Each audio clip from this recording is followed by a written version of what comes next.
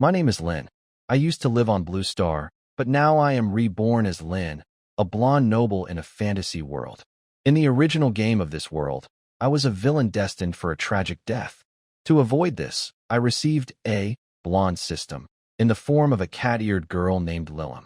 My mission was to defeat the hero and win the hearts of the heroines, but I failed because I refused to manipulate them.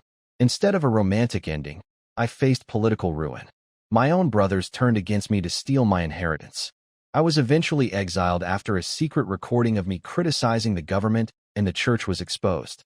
Now, at 20 years old, I have been stripped of my high status and sent away to be a minor baron in a dangerous, wild territory. While traveling to my new home, my carriage was ambushed by over 30 powerful minotaurs. My soldiers were terrified and ready to give up. Lilim panicked because she lost her divine protections.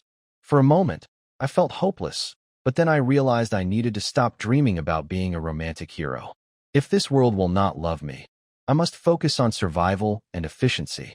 I decided to stop playing a romance game and start playing a strategy game.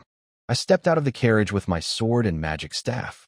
I used special system spells to boost my strength and stamina, allowing me to fight the Minotaur leader one-on-one. I defeated him by being more resilient and smarter. Seeing my victory, my men regained their courage. I organized my knights and militia into a proper formation to finish the battle. We won, though we suffered many losses. Now, I am looking at my situation realistically. I have a small group of loyal followers, a few dozen slaves, and a harsh winter coming. I have started transforming the Minotaur remains into food and armor. My mindset has changed. I am no longer a fragile young man looking for love. I am now a cold, logical leader dedicated to building my own nation. I found myself facing a crisis that required a shift from hero to strategist. My small force, consisting of 10 knights and 40 militiamen, was intercepted by a group of 30 level 2 minotaurs led by a level 3 leader. Because my militia was terrified and their morale was failing, I knew a standard clash would result in a massacre. I stepped forward to challenge the minotaur leader to a duel, a traditional move to buy time and restore my men's spirit. Though we were both level 3, the physical gap between a human and a minotaur is massive. I relied on my blonde system, magic, specifically body enhancement and endurance boost, to even the odds. I blocked his heavy axe and launched a relentless counterattack. Because my stamina was magically sustained for 24 hours, I outlasted him. I eventually disarmed him, used super speed to dodge his final desperate charge, and finished him with a spear to a weak point. With the enemy leader dead, I ordered my 10 knights to strike while the militia held the line.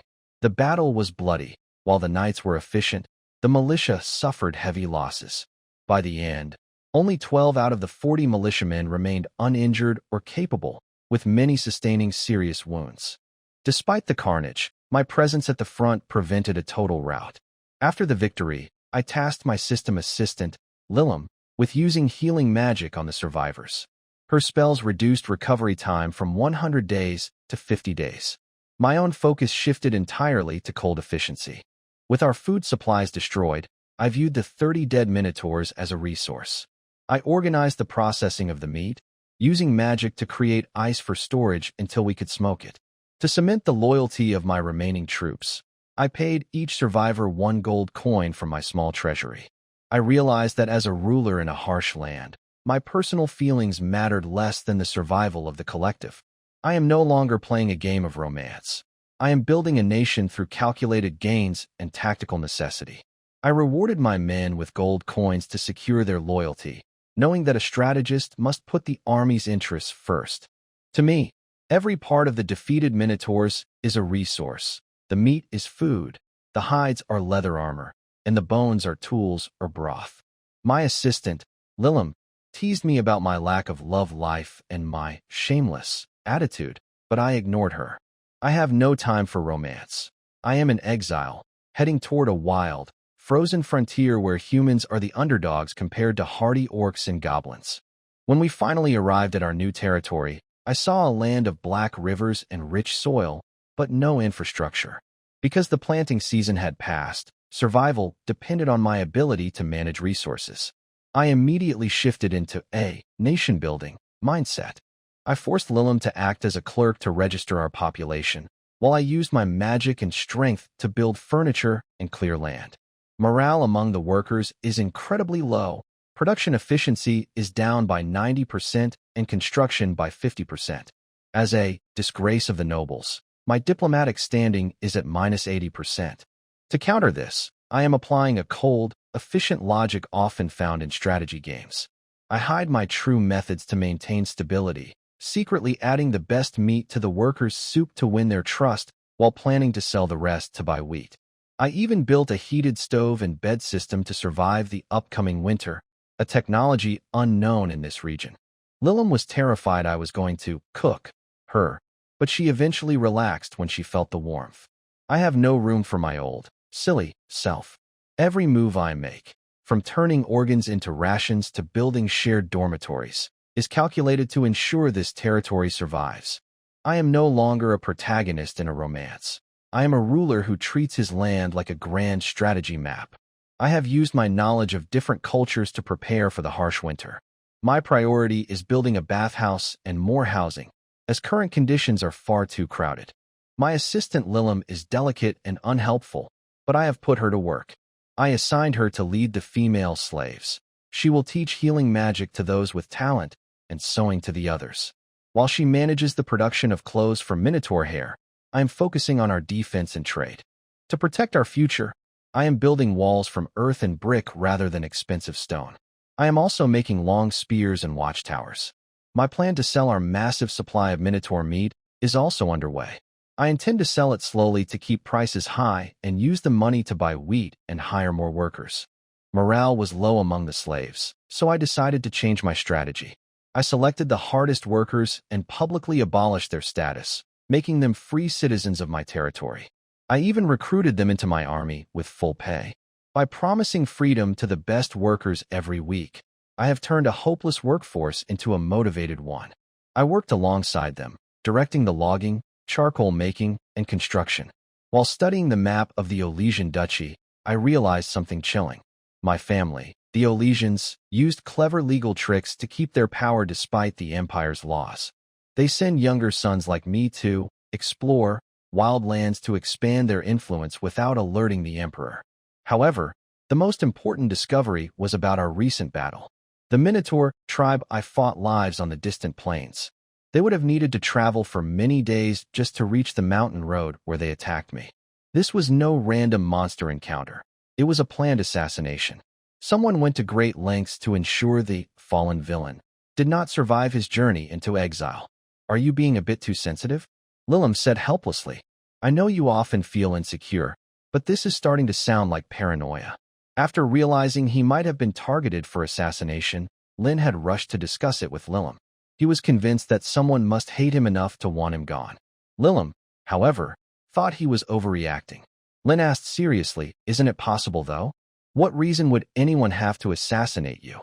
Lilim said bluntly, you're just a baron, and you still have to develop your own land. What's the benefit of killing you? Would you ever waste your time doing something that hurts others, but gains you nothing? Lilim's logic was simple, but it sounded like that of a seasoned noble from a fantasy kingdom. People act for profit, not out of spite. No benefit, no action.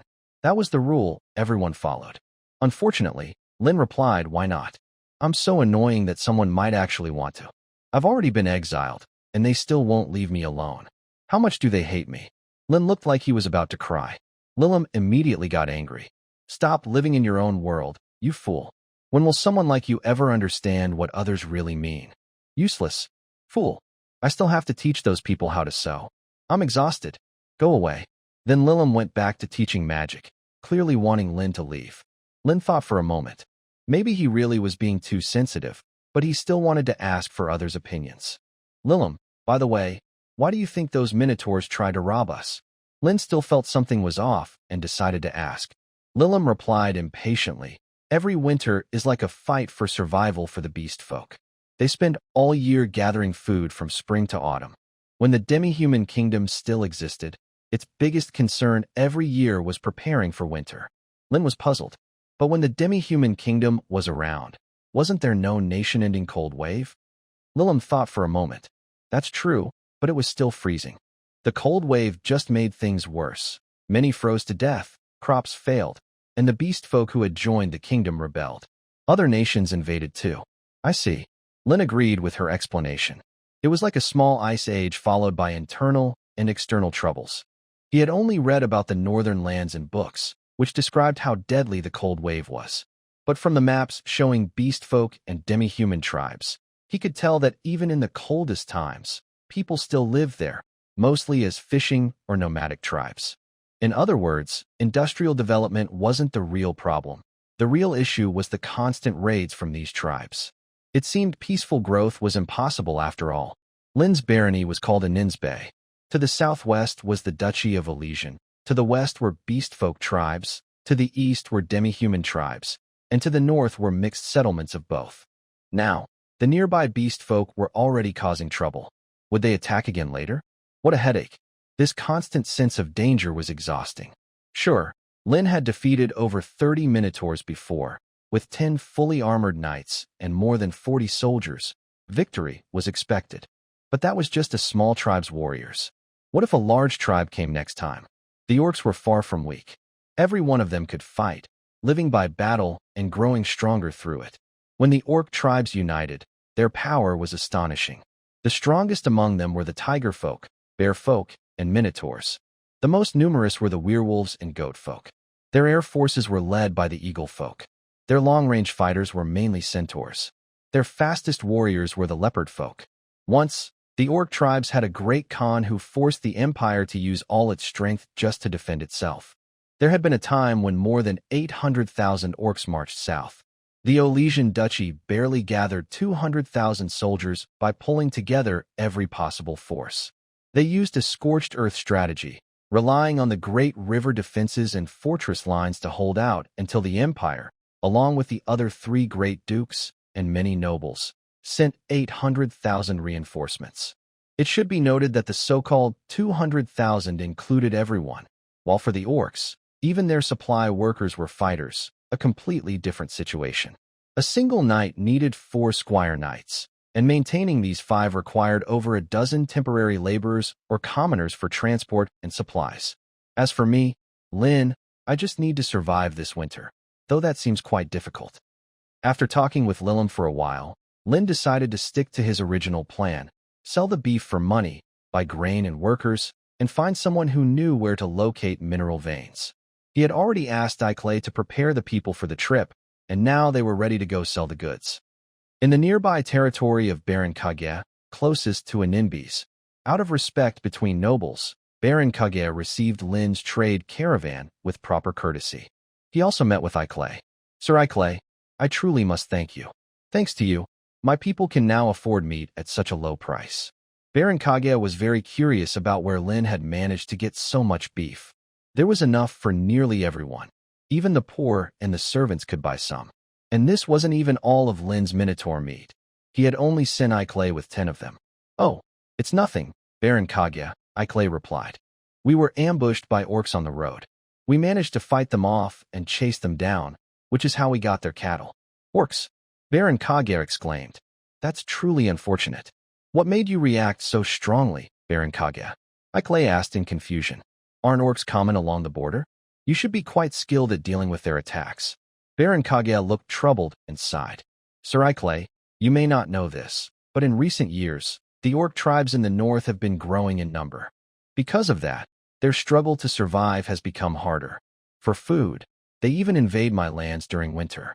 The same thing happens to other barons, and even one viscount had to take refuge in a fortress. In the first year, there were only a few dozen orcs, and I could still hide in my castle. But last year, there were hundreds of them. We couldn't hold out, so I had to lead my people to the nearest fortress before winter. Iclay looked shocked. Such important information. Why didn't I, as Lord Lin's knight, know about this? Baron Kage continued. That's not all. Now they attack people everywhere. They've gone mad with hunger. This is truly valuable news. Thank you, Baron Kage, Iclay said gratefully, then went on to share everything he knew. What? Baron Kage exclaimed. More than 30 minotaurs. His mind raced. Should he be amazed that Lin had won such a great victory, or shocked that the meat came from minotaurs? As a noble living in the harsh borderlands, Baron Kaguya was completely unsettled. It was certainly questionable, but he had seen nobles and priests far worse than Lin. They acted out of selfish desires, using forbidden methods to extend their lives or strengthen their powers. There were always dark things hidden from those who lived in the light. Many matters had a secret, unpleasant side. Only people like Gray, neither powerful nor insignificant, knew truths that both the high and the low were unaware of. Clay found Lin's reasoning unusual. Lin's actions were not driven by cruelty or pleasure, but by logic. Everything he did was for the growth of his land and the well-being of his people, for the sake of efficiency. At that moment, Gray was thinking about Lin, the man rumored to be the disgrace of the nobility. Should he save him? Maybe it would be good to do him a favor. Others might not know, but Gray did. He knew how dangerous those orcs were. After thinking for a while, the honest man finally spoke his mind. Sir Clay, do you know how famous Lord Lin is? Of course, Lord Lin is well known. After all, he used to be someone of high status. But why do you ask? Baron Kaguya pointed out the real issue. Lord Lin came here to develop new lands, so he must have brought supplies. But without a castle, what will he do when winter comes? Not only that, he continued, the orcs probably heard about Lord Lin's reputation, which is why they're ambushing travelers everywhere. Indeed, Lin was once the third son of a duke, a spoiled young noble. Stories about his extravagant spending and romantic adventures were countless.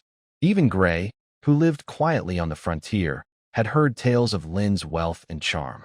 The people he associated with, whether known for beauty, strength, or intelligence, were all remarkable, often outshining noble ladies, political leaders, and businesswomen alike. It was enough to make anyone envious. A man like that coming to the frontier must be incredibly rich. To the orcs, he was like a feast waiting to be taken. Gray went on, but Lord Lin is truly impressive. He defeated more than 30 minotaurs, which scared the orcs away. They haven't shown up for over 10 days now. So that's why there were signs of battle nearby. It was Lord Lin's doing, Clay said. What followed were words of praise. Lord Lin was amazing, a genius, a man of great ability. Losing someone like him was a loss for the powerful circles back home. Clay didn't mind hearing the flattery, but he knew he had to hurry back and report everything. After returning, Clay told Lin everything he had learned. Lin didn't look surprised at all. Instead, he seemed to confirm his suspicion. Someone was trying to harm him. Only this time, it was the orcs. Clay said, Lord Lin, you're taking this awfully calmly. Lilim added, Master, we think we should still be careful. At this moment, Lin was holding his wand, using magic to shape the soil into bricks and placing them on the ground for the workers to carry away for firing. When the two suddenly interrupted him, he felt a headache coming on. His efficiency dropped immediately. I'm already taking care of it. Why panic? Clay, go lead the knights to find some slimes. I'm going to build a slime farm. Lilim, calculate our funds and keep enough money to buy food for half a year as a reserve. Oh, and don't let the carriage go empty. Bring the beef with you. I'll personally go to the fortress to recruit some people and also buy more workers and grain. Even without outside threats, Lin had already planned everything. From the moment he decided not to be a typical game-like protagonist, he had made up his mind. His earlier panic was just a leftover dream of wanting a peaceful, happy life. Thinking about how he had been exiled and still couldn't escape trouble made him feel sad. Yes, it wasn't fear. Lin had never been afraid, even knowing he was the villain with blonde hair. He had only ever felt sorrow. Right now, Lin was carrying out his national plan, building the city walls of a Ninsbei city. Although he didn't have a system to guide him, his main goal remained the same. Build the walls first, then find ways to make money. He ordered large-scale logging to make charcoal, produced bricks for construction, and continued expanding the city walls. Lin kept producing raw materials, but the next step was to find skilled people. Blacksmiths, carpenters, engineers, all needed mining knowledge. These skilled workers couldn't be treated as slaves. Even if they were, they would soon become free citizens. After all, if they were unhappy and started cutting corners, it would cause serious problems. Lilim and Clay were speechless. Lin sometimes acted like he had two completely different personalities. At one moment, he was a wise ruler. The next, he seemed like a clumsy young master from a wealthy family. Clay, who had followed him for a long time, knew this well. When it came to administration, Lin was brilliant. He could casually say things that solved major issues. He had already resolved many incidents that way. The problem was, when it came to dealing with people, he was completely like a child. Right now, though, he was clearly in his wise ruler mode. In this state, the best thing to do was simply follow his orders. Shorebird was a count's territory, serving as the front line of the Orlesian Duchy's northern defense. Because it was located near a mountain pass, trade and mining were also very prosperous. At the same time, some demi-humans came here to buy supplies for the winter. Merchants were happy to sell salt, iron pots, and grain at high prices in exchange for furs and rare herbs. Everything Lin brought was quickly sold out. After that, he took Lilim around the market to see if there was anything worth buying. There are so many demi-humans here. Lilim's ears perked up with excitement at the sight of her kind. The reason there were so many demi-humans here was simple. Beast folk were strong, but not very intelligent. They refused to follow human rulers and were known for their wild nature.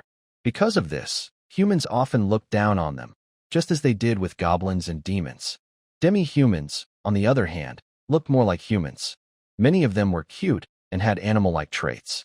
Though not as clever as humans, they were loyal once they accepted someone's leadership. Among them, dog-type demi-humans were the most loyal and obedient, which made them very popular with humans. They were simple, faithful, and easy to get along with. Apart from their ears and tails, they looked almost the same as humans. There was still some discrimination, of course, but no large-scale persecution or violence. After all, why harm such loyal and kind-hearted people? These demi-humans were not local residents. They had come to trade their goods for winter supplies. Lilim, you're right. It seems demi-humans spend the whole year preparing for winter, Lin said, glancing at the market stalls filled with furs, herbs, and handmade crafts. Of course, Lilim replied with a sigh. Do you think surviving winter is easy? Ever since the demi-human kingdom was destroyed, our people have been scattered. We used to farm, forge tools, and mine ore. But later, we stopped farming and crafting. Now we only do simple processing work. Lin thought for a moment. Demi-humans seemed like excellent workers. If they could be guided into a more organized society, it would be a great step forward. Should we think of a way to unite those demi-human tribes? But we can't be cruel about it. No plagues, no dirty tricks, no massacres. Otherwise, Lilim would probably get so angry she might bite someone. Lin carefully thought about the future. If he followed the single-race path, it would require a large human population under his command and no other races around him. That path would make his army very strong, but others would likely see him as a demon lord, a walking disaster. If he chose the blue path, he could treat everyone equally as resources and even challenge the nobles. But he wouldn't be able to defeat them completely. They would just become noble capitalists. His army would be weaker, and his power would be divided. The red path was also possible, though much harder. The whole world would turn against him. But if he succeeded, he could industrialize and become powerful enough to conquer the world. People everywhere would welcome his rule. Even the elves might submit. The gray path was a step backward, but that was where he stood now. Still, reality wasn't a game. Lin didn't need to be extreme. He could mix different ideas as long as they worked efficiently. With that, he formed a clear plan for how to establish himself in the northern lands. The demi-humans could be allies, the beastmen were potential enemies, and the nobles of the Olesian Principality were friends for now, but future foes. Lilim, after hearing you talk, I think the demi-humans have it pretty rough. Should we help them? Bring some progress to your people? Lin suddenly said. You don't want your kin to suffer through winter, do you? At those words, Lilim's hair stood on end. What are you planning to do to my people, you demon? Lin, if you dare harm them, I'll. Lin quickly patted Lilim's dragon-shaped head. What are you thinking? Calm down, it's fine. I'll explain everything later. For now, let's go find some talented people. Lilim's ears drooped under his hand, drawing the attention of nearby demi-humans. They stared at Lin with clear hostility. Wait, what's going on, Lilim? Why are they looking at us like that? Lin muttered, feeling uneasy. Lilim put on a mischievous smile and said, because you touched a part of the beast folk royal family that you shouldn't have, they want to punish you severely. Lin replied with disdain, do you think I don't know history?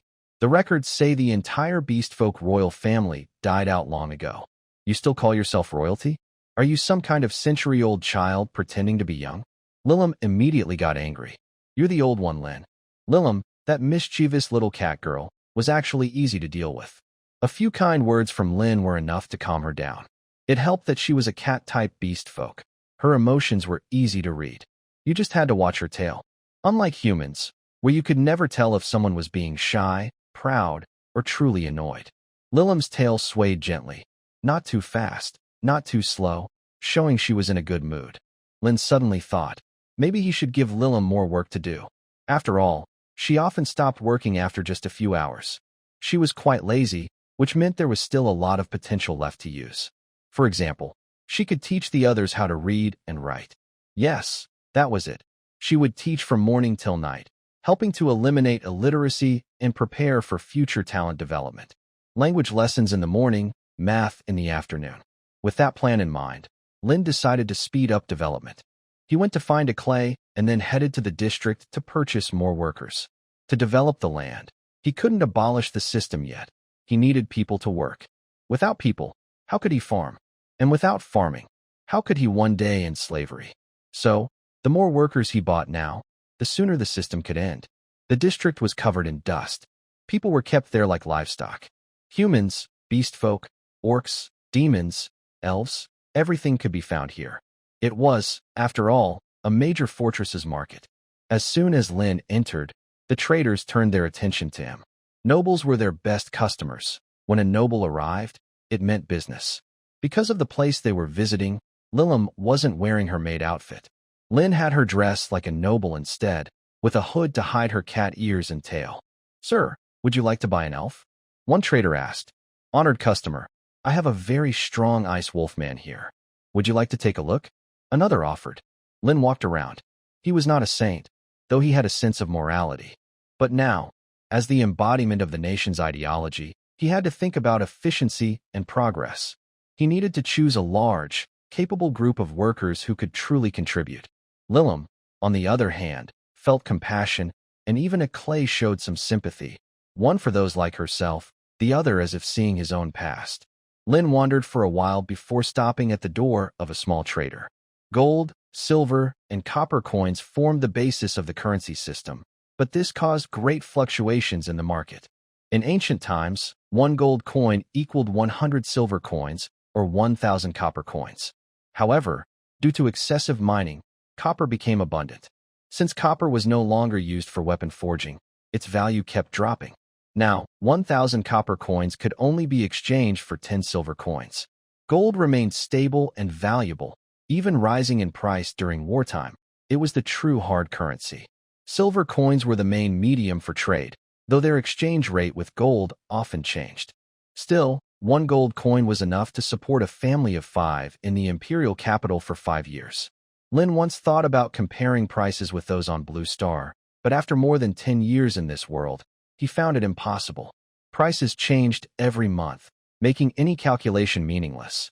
He had not studied the situation in rural areas, but he knew that in the capital, a family of 5 commoners needed 132 silver coins to live for a year. An ordinary worker earned between 5 and 10 silver coins a month, while a professor at the academy made about 300 silver coins a year. Lin stopped in front of the small trader and observed. While others sold slaves for 10 to 20 silver coins each, this man was selling them for only 5 to 10. With over 100 slaves here, Lin could afford to buy them all. Most of the slaves seemed to be humans and demi-humans. Unlike the other traders, who were usually plump and arrogant, this one looked thin and cautious. The trader carefully approached Lin and asked, Sir, what kind of workers are you looking for? If you're looking for entertainers, I don't have any, he added nervously, clearly lacking the confidence of the others. Lin never intended to treat anyone as an object. He was simply puzzled. The slaves here were strange. They were all young boys and girls, thin and pale from hunger, and very short. They could barely work, but there were many of them, and they were cheap. I'll take all of them, Lin said, rubbing his chin with a troubled look. Can you give me a better price? I'll have to feed them well after I buy them, and that will cost a lot. The young trader nervously rubbed his thumbs together, thinking for a long time before replying. Sir, I've already sold these children at the lowest price I can. Please don't worry, he added quickly. They may look weak, but I promise they're all very obedient." Lin frowned, pretending to be a spoiled noble.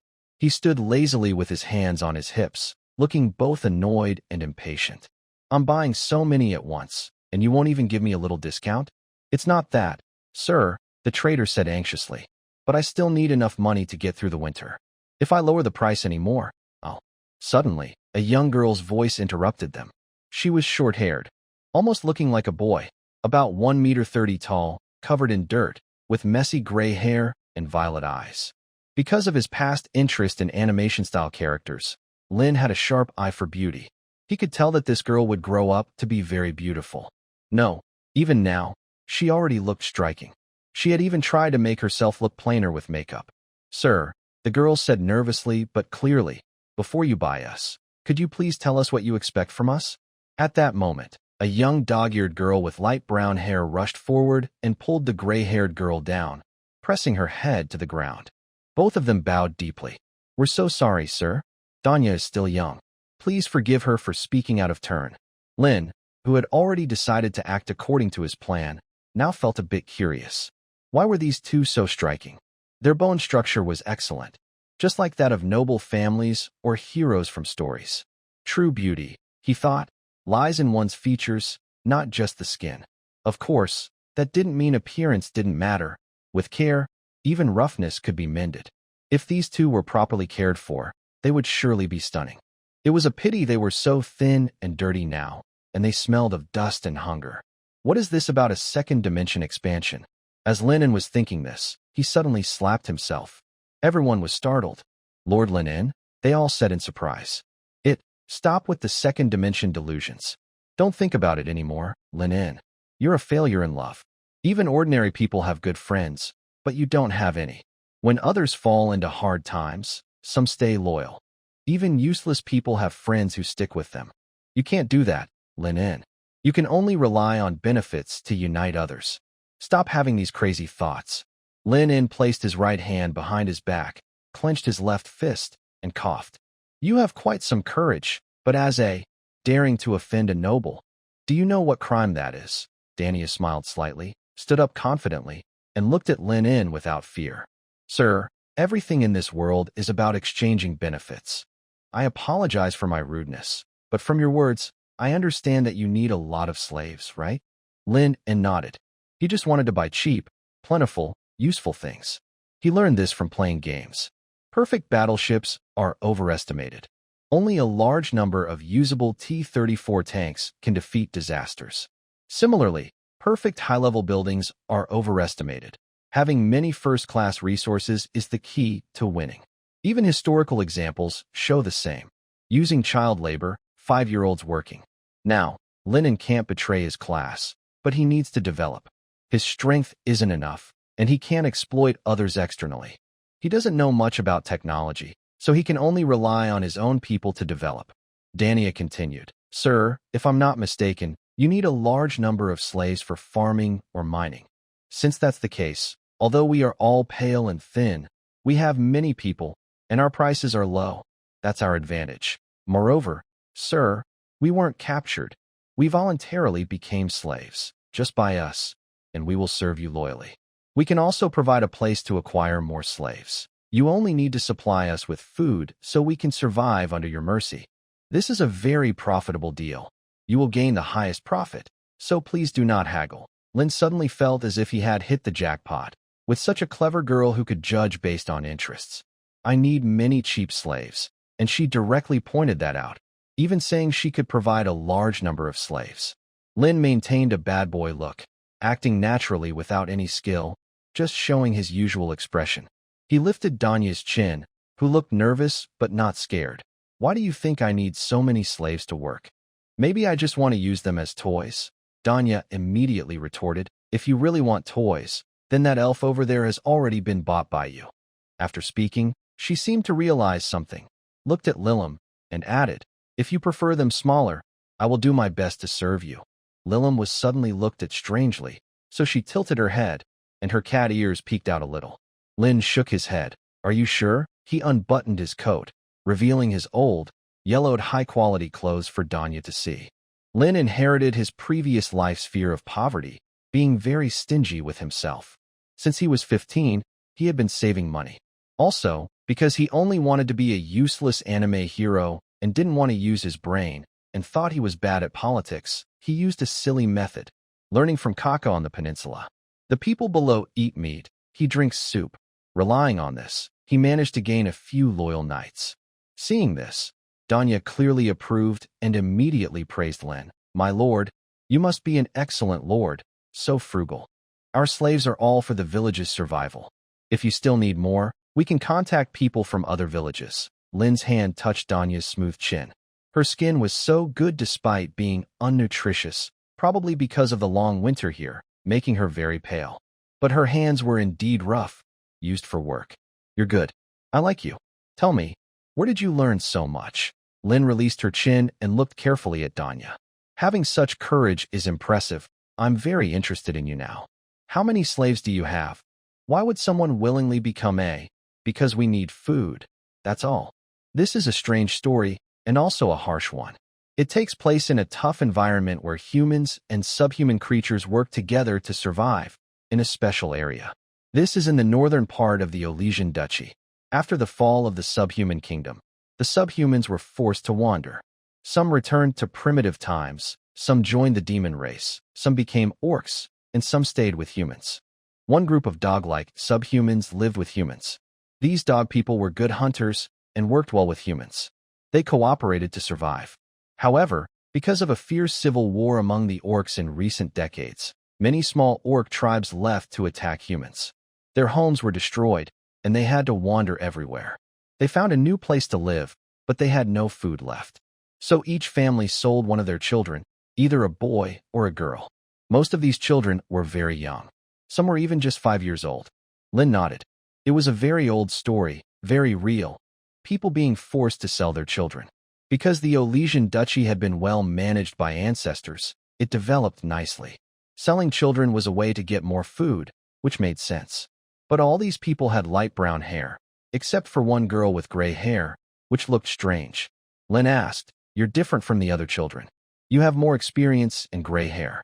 How did you end up in this group of slaves?" "The reason is that my father died, my mother and sister disappeared, and I was adopted by others," the girl said calmly, showing she was very strong emotionally despite her tragic story. "Since you have no family and nothing left, why would you think about selling yourself into slavery?" Lin asked, pointing out the logical problems. "If you have nothing, why give up your freedom?" Danny's sharp, determined eyes suddenly dimmed. "Because I have nothing left. Sir, what I do is just to help my villagers get a little benefit. At the same time, I want to survive. I can't think of any way to live except becoming a." Yes, Danya is very clear about her position. Her first goal is to survive as a. You ask about becoming a beggar? Beggars are usually organized, like Lin An's hometown's Dawa, which has a beggar gang. There is also a group called the Mouse Society among the beggars. You ask about stealing or robbing. That's completely out of the question. In this world, there is magic, and those petty thieves have become professionals called bandits. How can a child like you steal? Forget about robbing altogether. With Danya's looks, in a few years she could be used as a distraction or entertainment. Going to farm alone? That's impossible. If you're robbed, you'll have to accept it. How would you get salt? As someone with an unknown background, it's very easy for you to be followed once you enter a town, and then sold. Doing these things is probably just a game for a bunch of people. Don't think that just because you're a little girl, you're safe. Little boys aren't safe either. Priests especially like little boys. In other worlds, there are elves, goblins, orcs, subhumans, and dragon races. What do you think humans' experiences would be like? Liking little boys is considered conservative here. Some radicals even want to ride dragons, deal with demons, or get touched by tentacles. Some even want to fight goblins. Yes, don't think that goblins can only attack human girls. Some twisted human muscle men would really attack goblins. These stories are from Lin An's reading of some unofficial histories. If humans in worlds without fantasy races can think of fighting these creatures, then in worlds where such races exist, do you think humans wouldn't try to fight them? Most beggars on the street are old, dirty, and not attractive or strong. Only people like that are unlikely to get into trouble. Even those with some looks have already been taken advantage of by perverts. If Danya's looks could be sold as a maid, Her life might be better.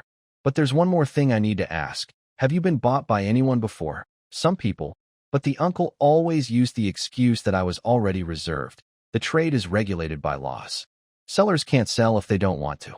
Danya takes good care of herself, and only Lin and has a beautiful girl radar that can tell her looks from her bone structure. To others, Danya is just a village flower.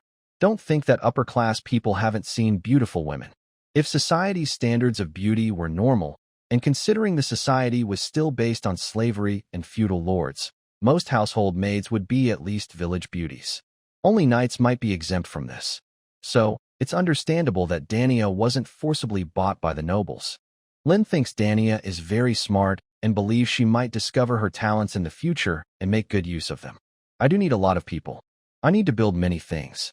Since that's the case, I will buy from you at the original price, Lin said confidently. Noble masters wouldn't lower their prices for you. That's already giving you face. Do you think noble merchants wouldn't dare to bully a simple trader? Thank you very much for your kindness. Dania bowed politely. In the end, Lin got what he wanted. He bought a large number of slaves at a low price, several hundred in total. 2/3 were humans, and 1/3 were subhumans. Humans mainly farm, while subhumans are hunters and fishers. When Lin visited that village, he noticed there were more humans than subhumans because they worked together. Subhumans hunted efficiently in the mountains and provided meat, while humans supplied other resources. Later, Lin visited other stalls to buy more slaves. He was browsing like shopping for goods. Finally, his attention was drawn to a group of about a dozen dwarves. This group of dwarves offered the best value. There were quite a few of them, but their forging skills were low. First, he needed to see if they were available, then consider their numbers, and finally their quality. What are your names? Lin approached and spoke to the dwarf slaves. What can you do? Sir, we can't learn rune engraving, but we can do everything the other dwarves can, they replied respectfully. It wasn't that they were many, it was that their goods weren't selling well. Fortunately, Lin only needed a group of ordinary construction engineers. Dwarves are masters of manufacturing, ranging from forging to building roads, bridges, and city walls. They are essentially experts in industrial work. If you ask about their racial talents, dwarves don't have any special innate abilities. Their main talent is strength. In early days, they lived in caves, and because they were short and strong, they easily mined minerals. With abundant minerals, they developed a tradition of forging. This became part of their cultural heritage. Over time, this evolved into a unique racial culture. After Lin finished buying the dwarves, he felt he had nothing more to purchase, so he bought some grains and headed back to his territory. As for the children from other villages that Danya mentioned, Lin also bought them.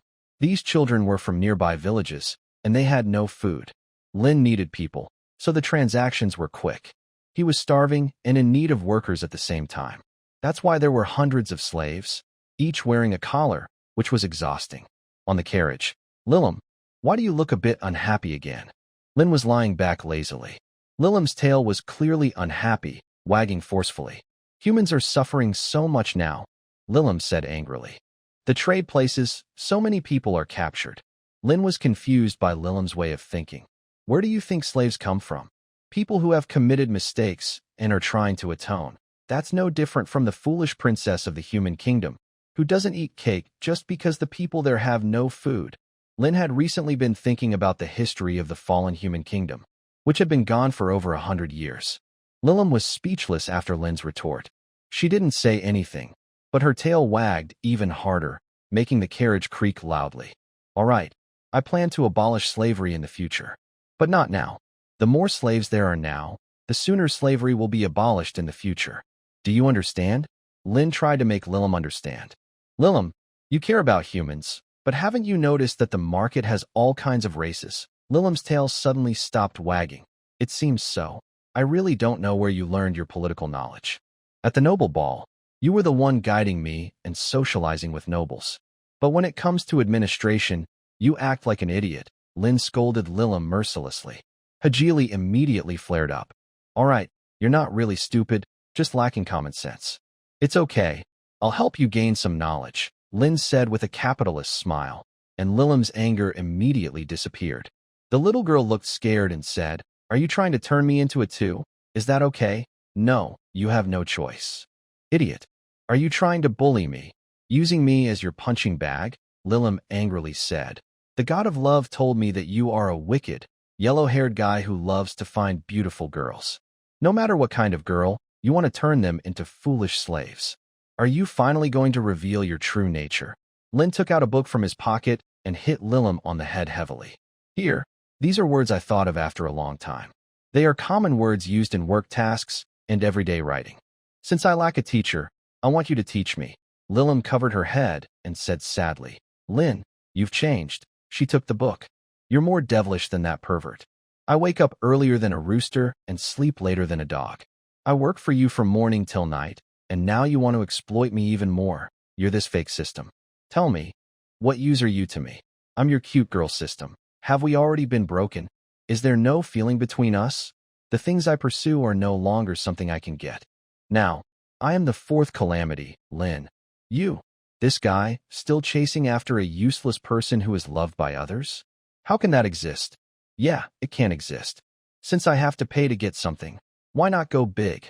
Lin, like an emperor, completely overwhelmed Lilim with his presence. You may not understand my actions now, but you don't need to. Just obey. Lin took out a piece of cake. As long as you listen obediently, your treatment won't change. I'm not someone who destroys the world just because no one loves me. I'm rational. I know that a dream in the second dimension has already ended. I don't need to be childish anymore. I will bring civilization to you. Lin spoke softly, with an irresistible tone that sounded very pleasant and magnetic. Lilim was completely overwhelmed by his aura and obediently took the cake.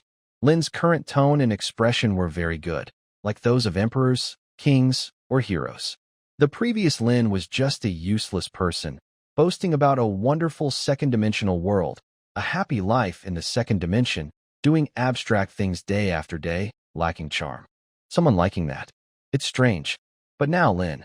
Since that day, he decided to become some kind of fool, working from dawn to dusk every day, now with dark circles under his eyes, and his territory developing rapidly. Lilim suddenly remembered that every time she praised the emperors, the pope, or other great figures in front of Lin, he always looked down on them. When she described the heroines as powerful, future queens, or beloved saints, Lin paid no attention. These figures are admired by many people. Lilim once dreamed of being a queen or a saint herself. But Lin is very different from ordinary men. He doesn't worship or admire these figures, nor does he want to become a hero. For Lin, these things seem unimportant. He even said that being in such a position is beyond his control, and he would rather be a happy character in a fantasy world.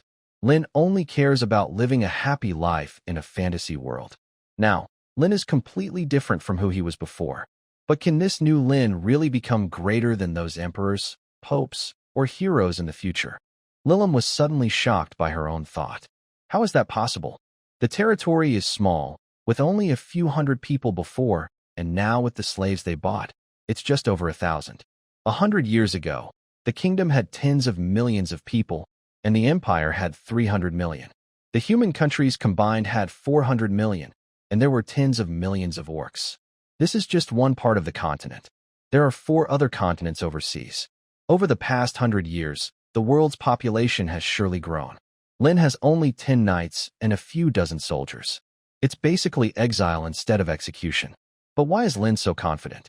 It seems like he really can succeed. The road to the fortress is very long, taking half a month round trip. After returning to his territory, Lin saw piles of bricks and buckets of slime liquid. Charcoal, being a consumable, wasn't accumulated much. The surrounding forest had been cut down, leaving a flat area. Lin's old home was simply built with wooden fences instead of walls, like a medieval wooden castle. Now, as the territory developed and expanded, the slaves' houses were also surrounded by wooden fences. Lin drew a simple method for building a cheap city wall using bricks and earth on his cart. This design is unique in this world. Building a castle takes too much time. Cutting stones, transporting them, so it would take years. It's better to just build a city wall. Lin jumped down from the carriage, stretched casually, and approached his knight. Gray, nothing has happened in the past 2 weeks, right? Gray, Ecker's younger brother, was left in charge after Lin took Ecker away. Gray saluted. Nothing has happened, Lord Lin. I brought back a few hundred slaves this time. Prepare more food quickly. Yes, sir. After ordering food, Lin immediately went to find Lilim. Lilim, wake up and get to work. Lilim was forcibly awakened and taken down from the carriage by Lin for registration. Then Lin went to find some dwarf slaves and also brought a little wine. Would you like some wine? Lord, what is this? Lin sat on the ground without any airs. You know, I am a pioneer lord. I bought you to help build. However, I want your loyalty, so you will serve me. That's why I came. Lin spoke plainly, without hiding anything. The dwarves looked a bit uncomfortable. You are quite generous, Lord. Of course. I don't want to beat around the bush. Let's talk about how, Lin said, placing the wine on the ground and pointing with his finger. You are slaves now. You must obey me. But collars only prevent rebellion. They don't make you completely obedient. That's why some slaves might slack off or steal. Lin lowered himself and took out several cups, pouring wine into each. Tell me your thoughts about my land. The dwarves looked at each other, and finally, an older-looking dwarf sat in front of Lin. The environment here is very bad. Developing this place feels like a death sentence. Lin offered him a cup. After hesitating a moment, the dwarf took it. Lin took a sip before continuing. And what else? The city wall construction is clever. There's dirt filling between the wooden stakes. Your people don't use whips, which is strange. It seems you're willing to give them food. You also prepared building materials. Lin interrupted the dwarf's words. What's your name? Smith Firecopper, sir. Are you talking about the Firecopper dwarf clan? I read about them in a book. They're quite famous, a great forging family from the Bronze Age. That's all in the past now. We are in the age of magical runes. My brothers and I can't learn runes, so we can only make farming tools. Here, have some drinks for your brothers. Lin asked Smith to give drinks to his brothers. How about we make a deal? In this world, no one truly wants to be a. You probably have your own sad past. I'm offering you a chance. I need to use you. I can give you freedom, money, and status. If you have dreams, tell me. We need to be honest and exchange benefits. Do you understand? I'll give you one day to think about it. I have other things to do. Lin went to talk with the dwarves, then he went to see Danya. The Firecopper dwarves also reflected, shared, and discussed among themselves. The Firecopper dwarves were famous for their forging skills during the Bronze and Iron Ages. Their weapons were high quality and excellent. Even now, they are a well-known dwarf clan. But as time went on and the age of magical runes arrived, some dwarves lost their main way of making a living. The Bronze Age, the Iron Age, the Steel Age, the Age of Magical Runes. In the first three ages, as long as dwarves mastered forging, they relied on their natural talents, great strength and small size. Mining, refining, forging, offering complete services for weapons and armor. Just like their natural gifts. Every race has its strong period. Dragons, elves, and dwarves are strong early on, but weaken over time because of population decline. Dwarves, unlike elves and dragons, don't reproduce as slowly, but they live in mountains with limited food, so their population doesn't grow much. Orcs and subhumans are strong in the middle period because of their larger populations. Humans are physically weaker. Those who don't train can even be overpowered by goblins. But humans are clever. Although they are often called hypocritical, scheming, cunning, greedy, proud, and arrogant by other races, it's because they simply don't understand human minds and their clever ways of thinking. For example, the powerful dragon clan is seen as a bunch of fools by humans. Despite having great strength, there are sub-dragons eager to become true dragons. However, the dragon clan looks down on sub-dragons and other races, which led to their unified world being overthrown by various tribes. If the dragon clan understood what it means to have vassal states or subordinate countries, the world might still be under their control. In recent centuries, the dragon clan has produced 2 young dragon queens who established nations and took in vassal states. This allowed the dragon clan to stop worrying about dragon slayers invading their homes. They also abandoned their primitive mountain cave life, and it is said that many new dragons were born over these centuries. These 2 young dragon queens became very famous. Humans have been playing this system for over 10,000 years. Other races are similar. Magic runes originated from demons, but were developed and improved by humans. Even in the Bronze Age, these things existed. When the Iron Age arrived, forging weapons could no longer make them stronger, So humans started researching ways to strengthen armor and weapons, which led to the development of magic runes. In Lenin's view, this development belongs to humans in the medieval period because magic took a very different path from that of the Blue Star. On the Blue Star, the era of handmade steel weapons gradually saw the appearance of firearms. As shields became less effective against stronger enemies, the Industrial Revolution began, and muskets and cannons replaced spears and shields, pushing humans further into the Industrial Age. What if magic existed? Because magic depends on bloodlines, and nobles truly have a certain advantage, commoners' revolts are almost impossible to succeed. The development of firearms also took hundreds of years. On the Blue Star, no one thought of putting gunpowder into tubes to shoot projectiles. There was no need, and it wasn't necessary. Magic and aura are primary. Geniuses focus on practicing magic and aura, naturally developing magical technology, cleverly avoiding the Industrial Revolution.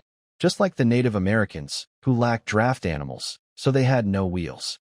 Since they could hunt freely, they didn't develop agriculture much. Without advanced farming, their population couldn't grow. Without domesticated animals, they didn't invent wheels. Due to low productivity, the Iron Age never truly developed. With magic, geniuses all focus on practicing magic, pouring resources into it. When facing tough enemies, they use runes to strengthen weapons to break shields. The sword across from us is too strong. Let's use runes to strengthen our armor shield. I need to farm, but manual labor is too slow and tiring. What should I do? We can upgrade magical beasts. What about transporting supplies? Raise more high-level magical beasts. This led to a different development in this world. Humans no longer develop industry.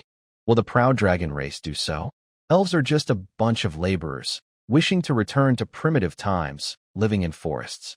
The demon race believes in dark gods and wants to enslave the world, sacrifice others' children, and destroy civilizations. During the dragon race's rule, demons took advantage of the dragon's military campaigns against humans, rebelled, slaughtered other races in their territory, and performed blood sacrifices, including dragons. Eventually, the angry dragons hunted the demons worldwide, and they wandered for a long time. Later, when the dragons faced disaster, most died from disease, and various races rebelled. The demons carried out shocking massacres. It is said that the land was covered in chaos, with bodies everywhere.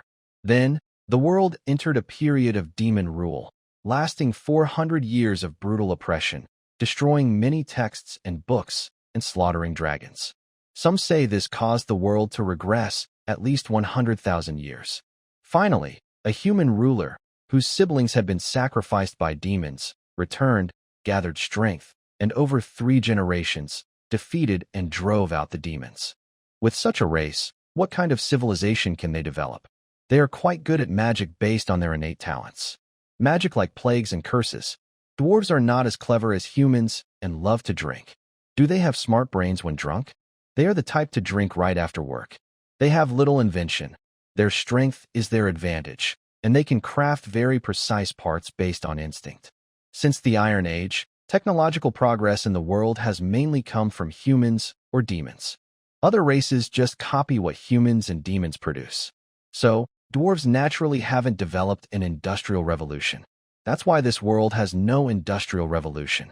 Lin bought these small bronze dwarves that do not have magic runes engraved on them, so they are cheaper. Magic runes are different from steel and iron tools. They work by shrinking and carving magic circles onto weapons.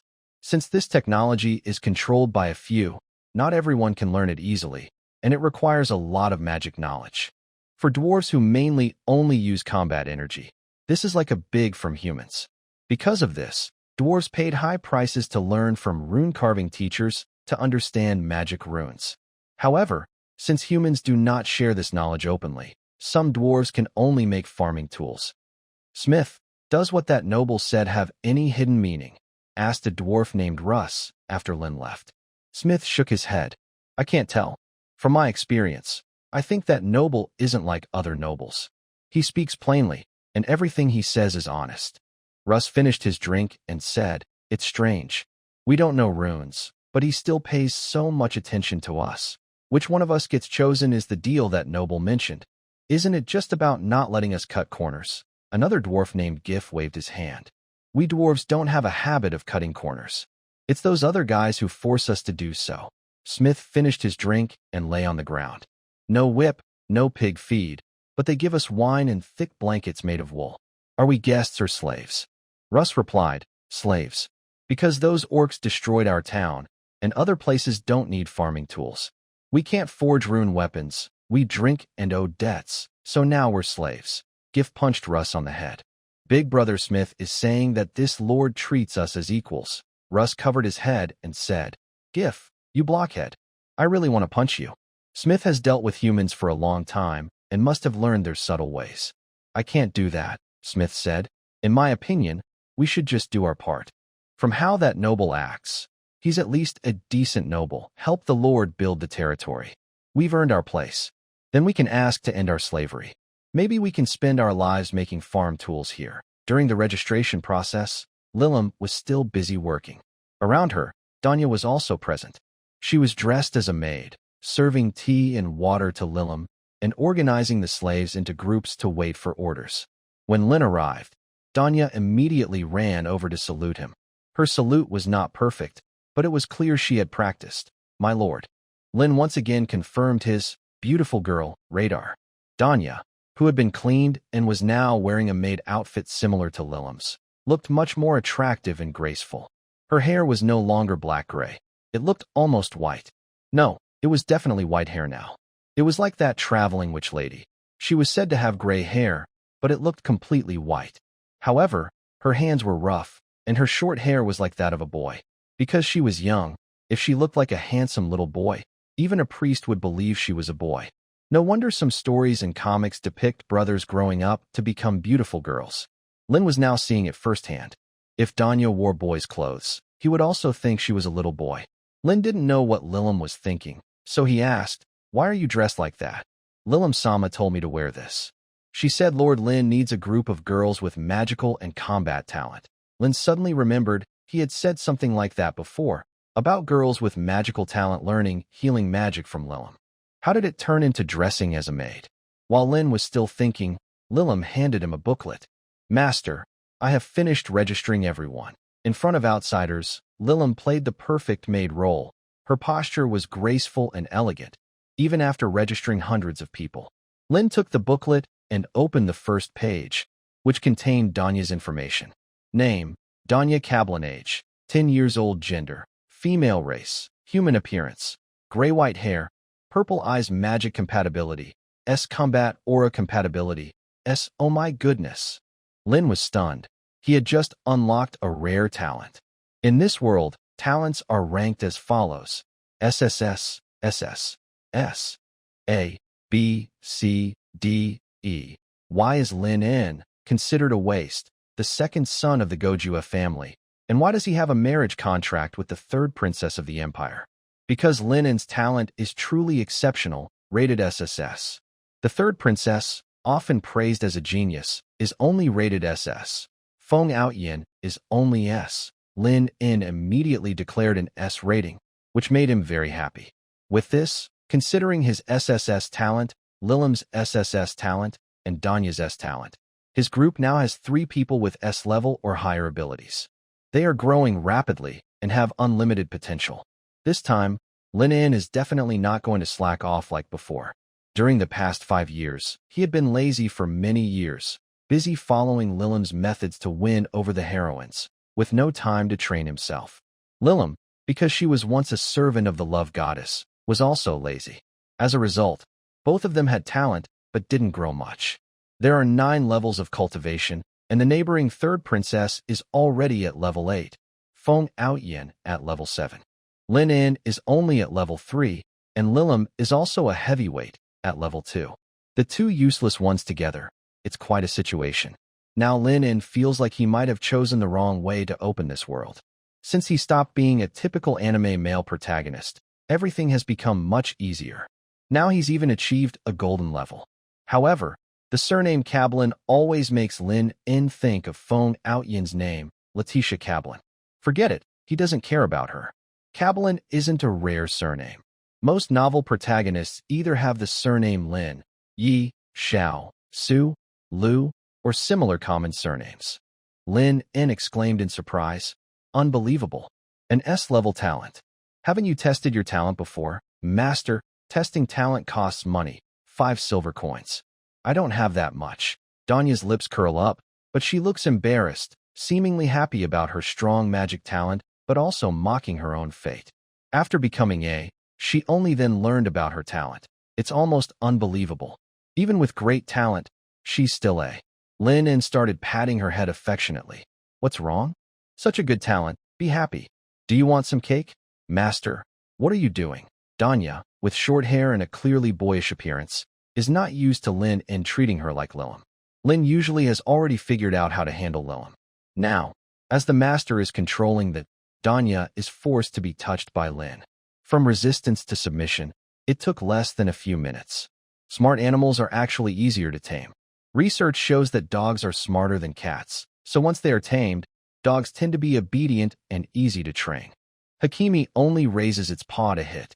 If the example of dogs isn't clear enough, we can also look at humans. People with higher education levels tend to be more likely to submit when facing strong forces, learning to follow their rules. A classic example is in backward areas with simple customs, where people refuse to change.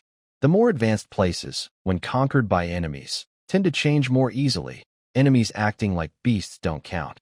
Think about how long it takes to tame animals.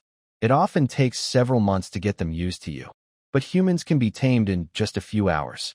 The smarter the animal, the more it fears authority and morality, which can lead to a condition called Stockholm Syndrome. During revolutionary times, reformers chose to put down their guns and try to improve. Monarchist Bolshevik ideas, messianic beliefs, hope for his return, the idea that a savior will come, the belief in an inherently sinful nature. All these are ways humans, as intelligent beings, try to tame themselves. Because they feel weak, they imagine rulers, an emergence of a messiah or a divine master, to dominate and save them. Relying on others instead of oneself is simply laughable. This is also why smarter people are actually easier to tame. Unlike foolish people who only fear physical force and cannot self-regulate, smarter individuals tend to self-tame more easily, seeking benefits and avoiding harm. If you have enough deterrence and show a little care in extreme situations, you can become like a god. The most common cults do this too. They promote your sins and then sell you redemption. They also promote worship of foreign cultures and admiration for outsiders. All of these are classic examples of self-taming. The only people who cannot be tamed are those with true wisdom. Simply being clever isn't enough. Lower-class aristocrats are too human-like, and Lin's style surpasses that of any ruler. Lin initially claimed to be a supporter of slavery, but secretly he was already implementing a planned economy. Relying on his own knowledge, he had complete control over resources and management. He didn't pay wages, but provided housing, food, clothing, and bedding. People didn't need to worry about anything else. They just had to work obediently. They worked 14 hours a day. Under this comparison, many slaves had already begun to become self-tamed. They didn't understand the ambitions behind Lin or what he wanted to bring to the world. All they knew was that Lin provided food and shelter. There were no whips. They ate well and stayed warm. Nothing more. Just like art students, people in the Iron Cross Nation only knew that he brought bread, milk, and work. Even if Danya was very smart, she was still just a 10-year-old girl. She was not used to this. Since her father died, no one had touched her head, and now she was being offered cake? People who mature early often mature late. This is true. Lin was once an early bloomer, but later he matured slowly. In this life, he was also early in childhood but late in maturity. The difference was that this time, Lin sank into his fantasies willingly, choosing to be a person without wisdom. But it seemed fate didn't want him to stay that way, forcing him to wake up from his dreams. "Sir, could you please loosen your hand?" Danya whispered. "It feels strange, uncomfortable, kind of weird, being touched on the head like that. Because your hair is so beautiful. All right, I have other things to do, so I won't do it anymore." Lin pushed Danya toward Lilim. "Lilim, I don't have time now. She'll stay with you from now on, understand? Lilim, I still have some cake left. You can take her to eat together and relax." Lilim bowed and said, "Understood, Master." Then she took Danya's hand. Danya, let's go. To outsiders, Lilim looked like a perfect maid, very elegant, good-tempered, and extremely obedient to Lin. After checking all the registered people, Lin arranged their tasks. Some cut trees, some burn charcoal, some dig soil, some make bricks, and some kill adult slimes to collect their liquid. Once these arrangements were made, Super Lin couldn't continue. Think about those companies, organizations, class leaders, and small managers. Managing just a few or dozens of people often leads to problems.